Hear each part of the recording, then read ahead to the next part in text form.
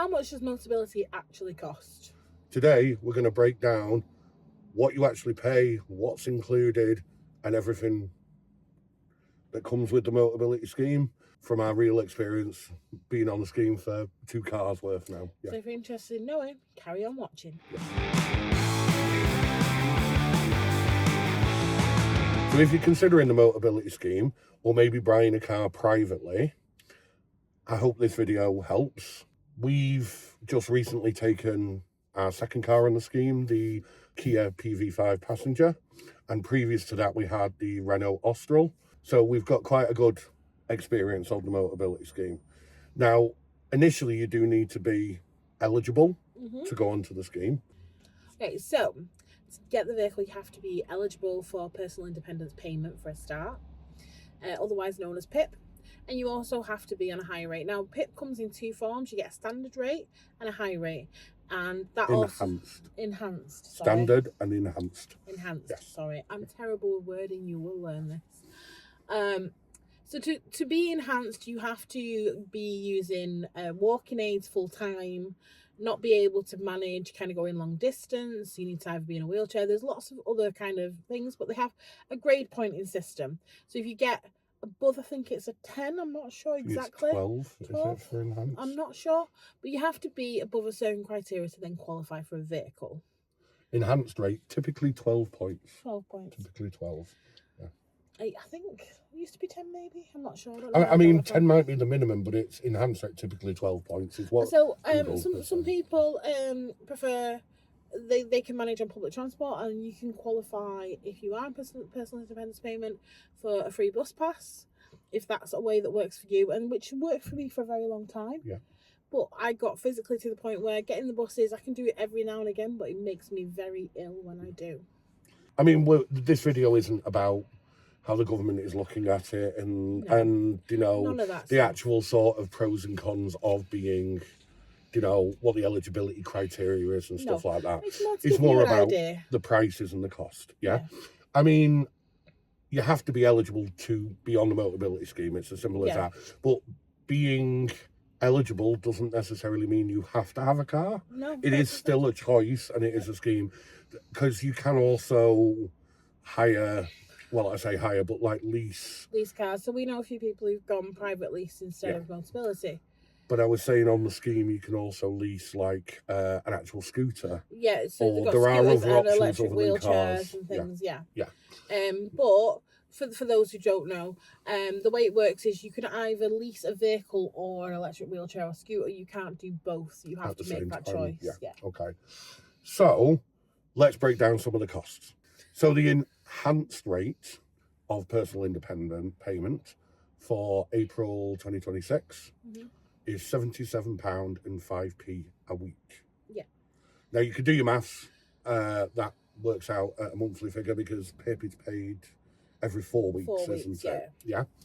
So, I mean, if you were on the enhanced rate, so like we said, typically 12 points and above, that's what you would receive every single week, and then you also get a certain amount for daily living component. For the daily living component. And that again, that is the standard kind of thingy, or the enhancers too for that as well. Yeah.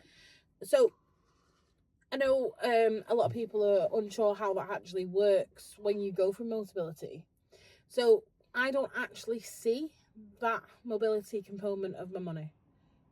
That just goes directly to.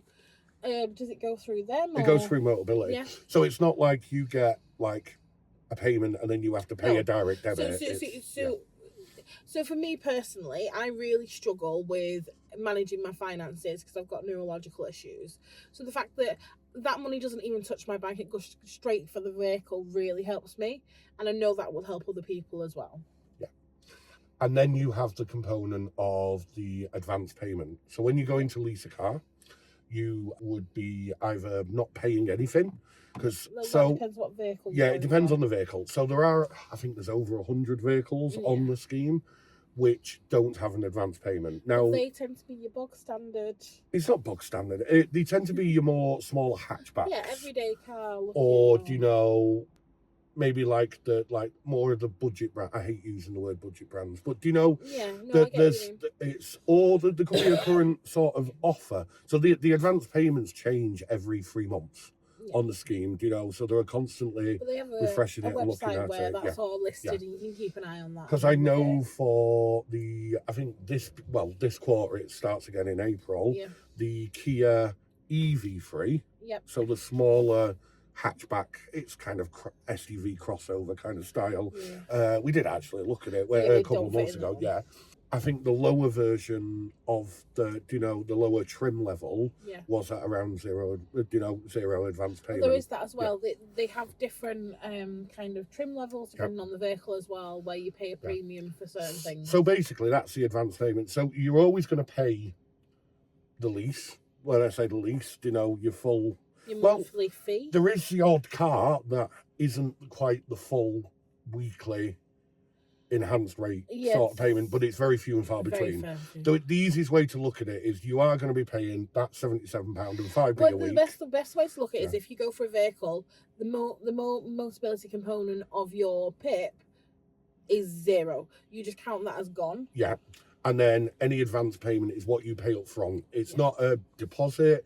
It's literally, it's like the additional top up for the value of the car. Yeah. So obviously they range from, we've seen them at £7,000-8,000 for some of the cars. Big vans, but for some of the bigger vans, you're looking 20,000, 30,000 sort of up front. Yeah. So we actually paid for our Kia PV5 Passenger, the essential trim level. Yeah, which is a lower trim level. There's another one which is a plus. Yeah. But this is the bigger battery, so it's a longer range one. Yep. Was £2,999. So that's the fee we paid up front before we start paying our lease. So we pay that to the dealer straight away, and then that goes to Motability. It goes straight to them, and it's literally topping up the cost of what the vehicle is and stuff like that. With our first car, the Renault Austral, we paid £3,999. Yeah, £3,999. But we happen to have some inheritance come through, hadn't we, at the time? And we decided to go for the high trim, so the most expensive trim, because it was our first car on the scheme, and we wanted to kind of treat ourselves, sort of thing. So we went for the higher level trim, and we paid that advance payment. But the thing with that advance payment is you don't then see that, so that is gone. So in 3 months' time, 3 months, in 3 years' time, unless you sort of slightly extend or anything like that, but in 3 years' time, you hand that car back, and that money's gone. Yeah. That's one thing we do need to mention about it's 3-year lease. So it's 3-year lease on the cars. You get so many miles a year, etc., etc. Yeah. But with that 3-year lease, there is some tweaks. They do constantly. You could extend. You might be able to extend a little bit.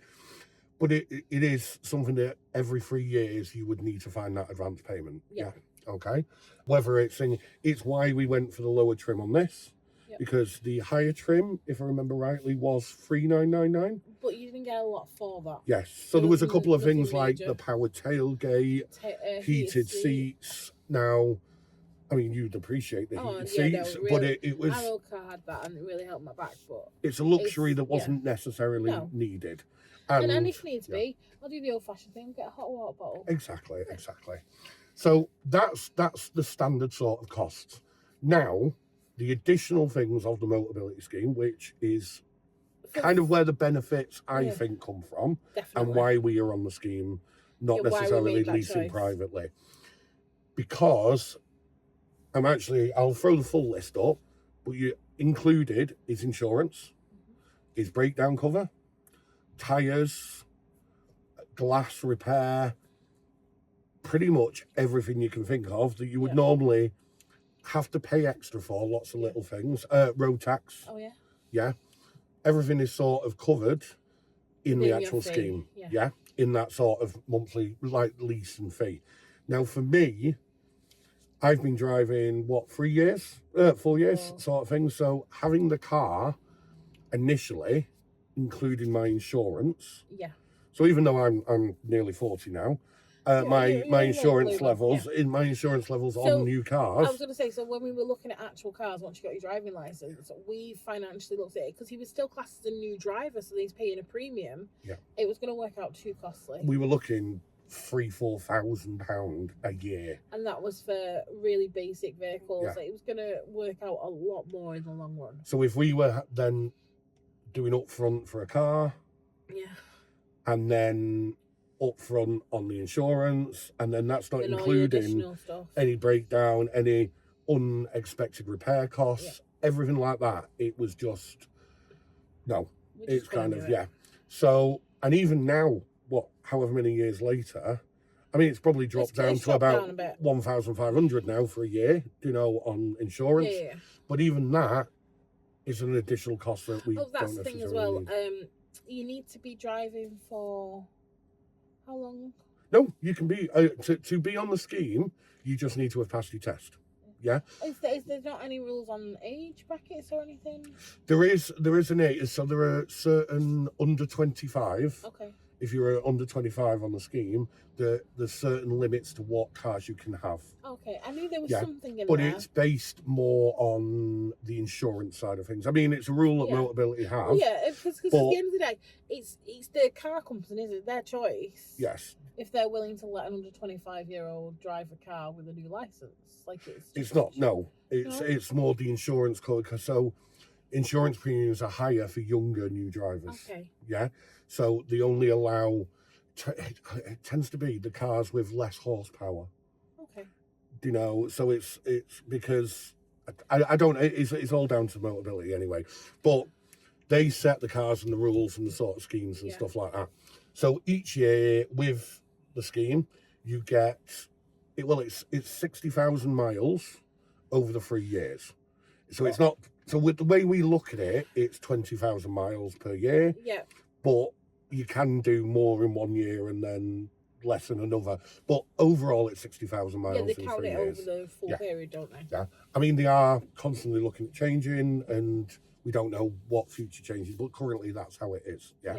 Sorry for pausing. Just wanted to give you a new quick update.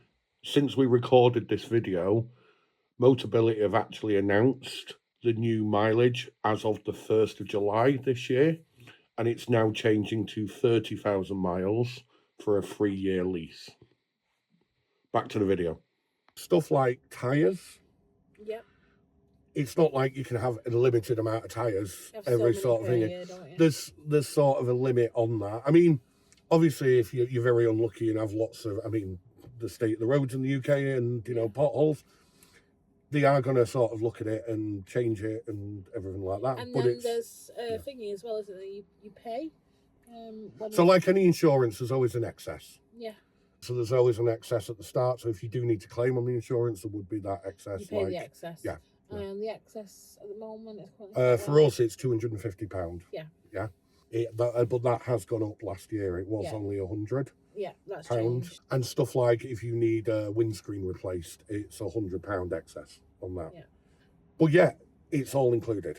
Obviously, the other additional factor, well, not factor, but the other payment you need to make. It's the actual cost of running it. It's a running cost. So fuel or electric. Yep. Yeah. So when we were on our old Renault Austral, it was fuel costs. And then now we are on electric charging. Yeah. So that's your own choice. They don't set you have to go to this sort of garage and stuff like that. With the electric side, Motability, if it's your first electric car on the scheme, they will fit a home charger. If you have the facilities. If it's a standard installation. Yeah. So when I say standard installation, I mean, I don't know all the fine details because obviously we can't have that. We've already explained in a previous video about our alleyway and sort of ginnel towards our house and stuff like that. But I know with standard, I've seen in some of like the groups I'm in, that if it needs to be like, say your fuse box and everything's around the back of the house, but your driveway's at the front and it's going to be a longer cable. That's not classed as standard. It's not classed as a standard installation. No, you can still install it, but there's an additional fee. They can come and look at your property. They come and give you like a quote and stuff. Yeah. So, but the other benefit is, which our dealer from Kia did explain to us, that yes, we've got the car and we've opted to not have the home charger.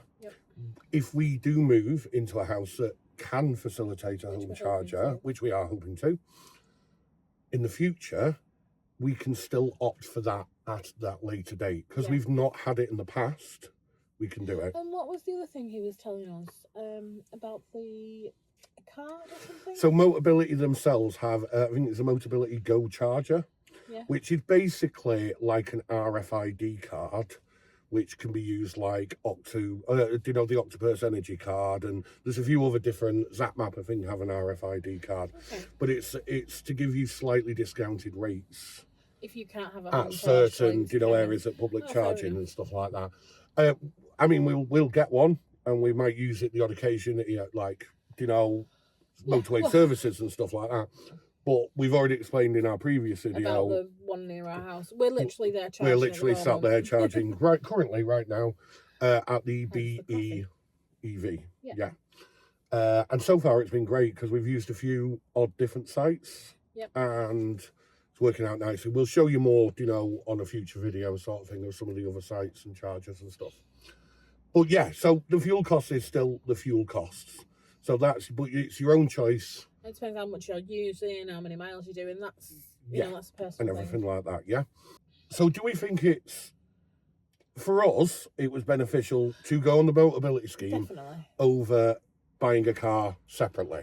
Now, just to go through rough costs for buying a car separately, whether you've ended up leasing that or whether you're just buying outright, even a second-hand car, that sort of stuff. We do know somebody who's bought outright a second-hand car, or they're doing a private lease, but what they would pay in personal independence payment, but they decided the lease would work better for them.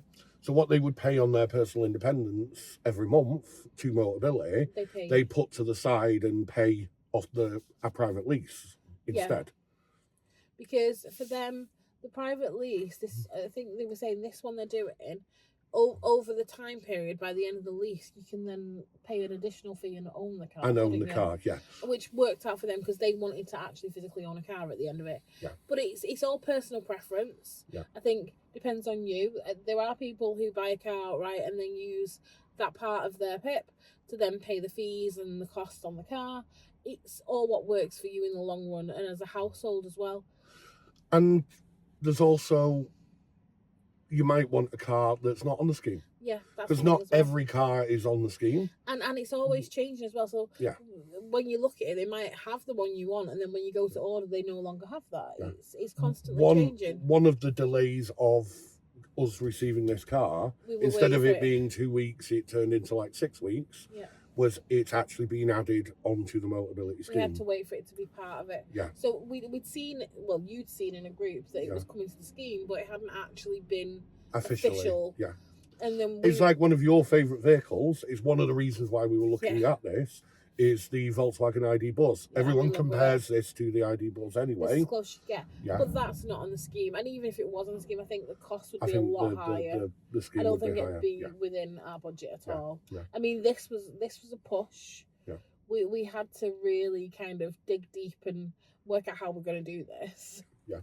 And there are, on the Motability, we can't really discuss massive amounts because we've had no experience, but there is there is a foundation which offers grants to more vulnerable, what I would say is more complex needs. So if people do need the full adaptions of pedals and hand, like push, start, go hand and ramps and everything like that. If you need the full vans, there are a lot. There's a lot higher cost on that. So there is grants and schemes, and they're separate to Motability. They're different. It's actually...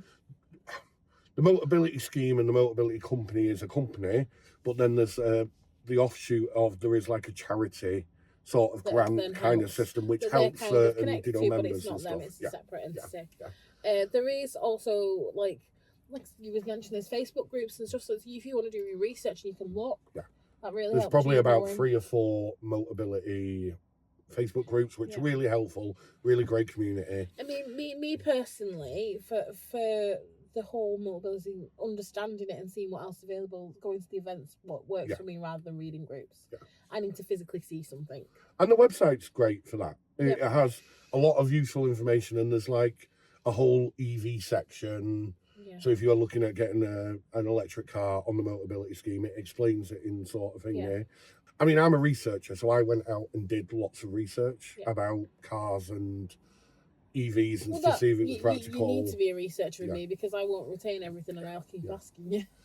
But I think for us, for the right choice, because we can only £2,000-3,000 up front is doable for us at a push. That's a push. I couldn't do anything more. Putting down a deposit on a big car, for a full lease, and then paying out £400-500 for a lease on a car, plus £400-500 on insurance or whatever. I think we'd still be bussing it.